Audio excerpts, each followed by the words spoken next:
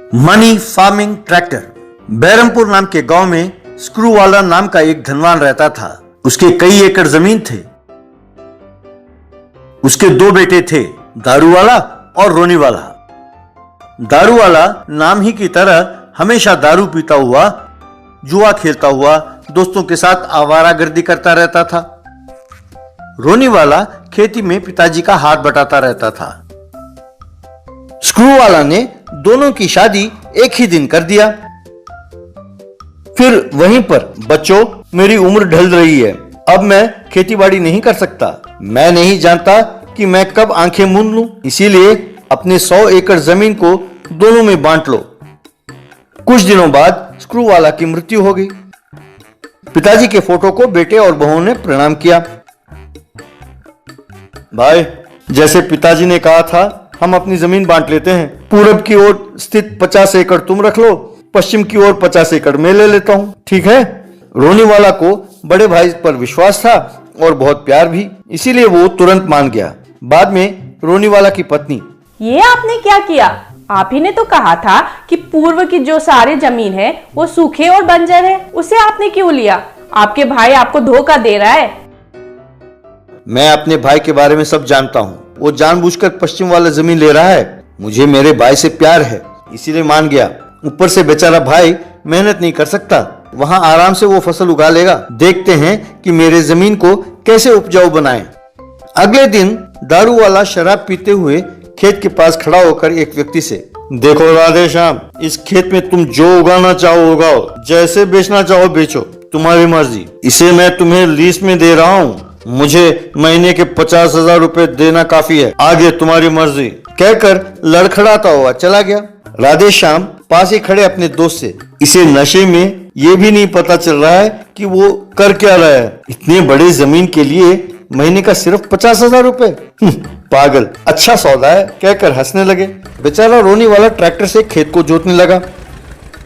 बाद में उसने बीज बोया, मोटर से पानी भी सींचा, पर बहुत दिनों के बाद भी एक भी बीज अंकुरित नहीं हुआ। ये देखकर राधेश्याम, क्यों रोनी वाला, तुम चाहे जोर लगा लो, इसमें घास भी नहीं उगने वाली। अरे टाइम वेस्ट ना करो और इसे किसी बकरे को बेच डालो, एक वही रास्ता है तुम्हारे पास। दारू वाला राधेश्याम से पैसे लेकर पीकर नशे में पड़ा रहता था। एक दिन रोनी वाला खेत के पास खड़ा होकर दुखी हो रहा था। तभी जमीन के अंदर से एक देवता बाहर आई। उसे देखकर रोनी वाला ने प्रणाम किया।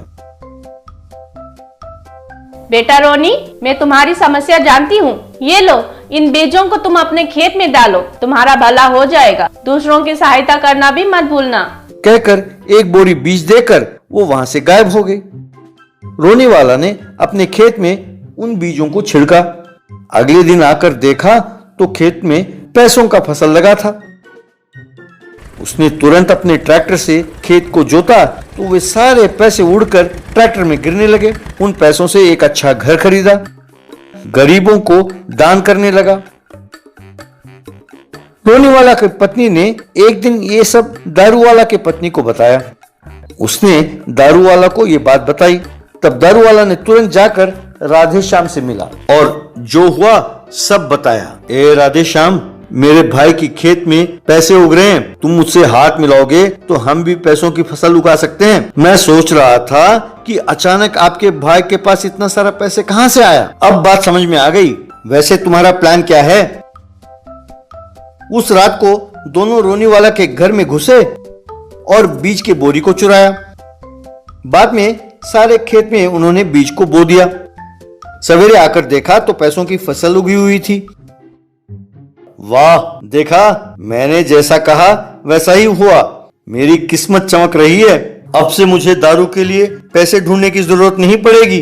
चलो जल्दी जोत लेते हैं, कोई देख लेगा तो मुसीबत हो जाएगी। वाह, क्या बात है, ये सच है या सपना? इन पैसों से करोड़पति बन जाएंगे। यूं सोचकर ट्रैक्टर से खेत जोतने लगे तो पैसे उड़कर ट्रैक्टर के पीछे जाकर गिरने लगे। फिर दोनों ट्रैक्टर में एक प्रदेश पहुंचे। इसमें कम से कम 50 करोड़ रुपए हैं, चलो दोनों बराबर बांट लेते हैं।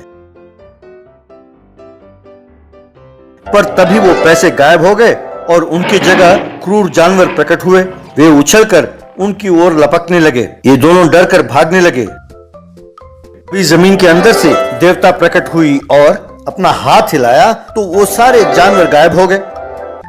अरे ओ नीच मानव, तुम सगे भाई को ठगना चाहते थे और ये तुम्हें ठगना चाहता था। तुम दोनों को अकल है कि नहीं? अगर तुम दोनों समझदार नहीं बने तो ये जानवर लौट आएंगे, खबरदार। कहकर गायब हो गई। तब से दारू वाला बदल गया और खेती करते हुए भाई के साथ प्यार से रहने लगा। Jail long jump. एक बार एक गांव के स्कूल में लॉन्ग जंप की प्रतियोगिता का आयोजन हो रहा था। वहां सब बच्चे एक एक करके लॉन्ग जंप करने लगे। उनमें नायक नाम का एक लड़का सबसे ज्यादा दूर कूदा और पहला इनाम जीता। टीचर उसे ट्रॉफी देते हुए, कंग्रेचुलेशंस नायक, तुम जैसे स्पोर्ट्समैन देश के लिए और खासकर पुलिस डिपार्टमेंट के लिए बहुत आवश्यक। बड़ा होके तुम पुलिस बनोगे। कैसे टीचर है सर आप? इतना टैलेंट होते हुए मैं पुलिस क्यों बनूंगा? एक बड़ा चोर बनूंगा, पैसे खूब कमाऊंगा। तुम बड़ा होकर वो वाकई एक चोर बना। पुलिस उसके पीछे पड़ते तो वो बहुत तेजी से गहनों को लेकर भाग जाता था। यूं एक बार पुलिस उसका पीछा करने लगी तो वो एक नहर को छलांग मारकर पार कर चला गया, पर पुलिस उस नहर को पार नहीं कर पाई और सिर पकड़कर रह गए। पर एक बार वो अरेस्ट होकर जेल पहुंच गया। वहां का जेलर, तो तुम नायक हो, जानते हो तुम्हारे नाम पर कितने केस दर्ज हैं? यहां से तुम्हारा बचकर जाना असंभव है। हेलो सर, अगर आप चाहते हैं कि मैं यहाँ रहूं तो मेरे लिए एसी कमरा, बिरयानी और दारू सबका इंतजाम करना चाहिए। इसमें कोई कमी हुई तो मेरा भाग जाना निश्चित है और आपका नौकरी से हाथ धोना भी निश्चित है सर।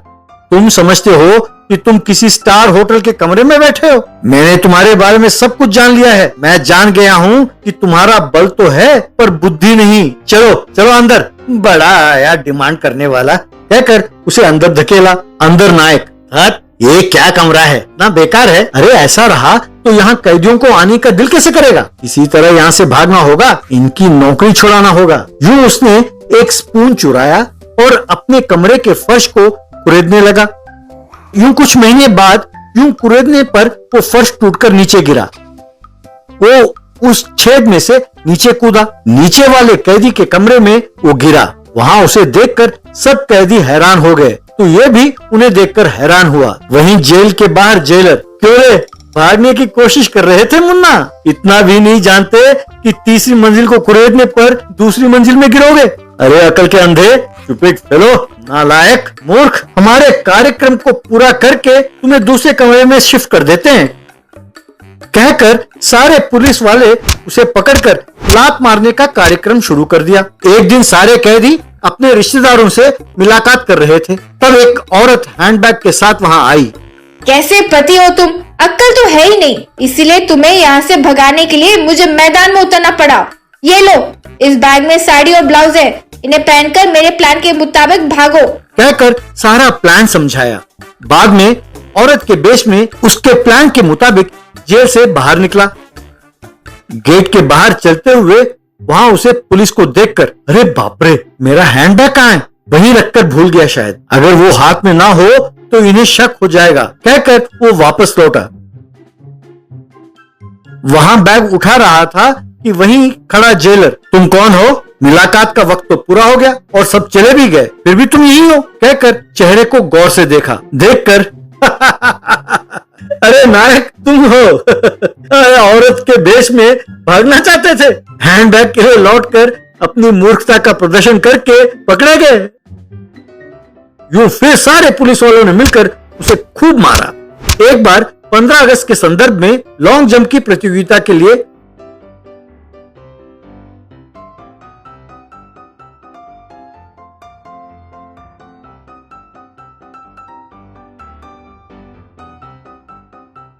सारे कैदी खड़े थे, एक एक करके लॉन्ग जंप कर रहे थे।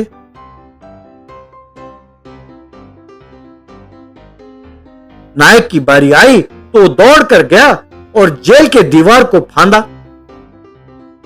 दीवार पर खड़े होकर, अरे ओ जेलर, तुम कह रहे थे ना कि मैं भाग नहीं सकता। अब देखो अकल के अंधे, कोई भी अकल वाला कैदियों के लिए लॉन्ग जंप की प्रतियोगिता का आयोजन करेगा? स्टूपिड फेलो कहकर चिल्लाया। ये सुनकर जेलर और बाकी पुलिस वाले दंग रह गए। वो दीवार के ऊपर से वहां से गुजर रहे एक लॉरी के ऊपर कूदा।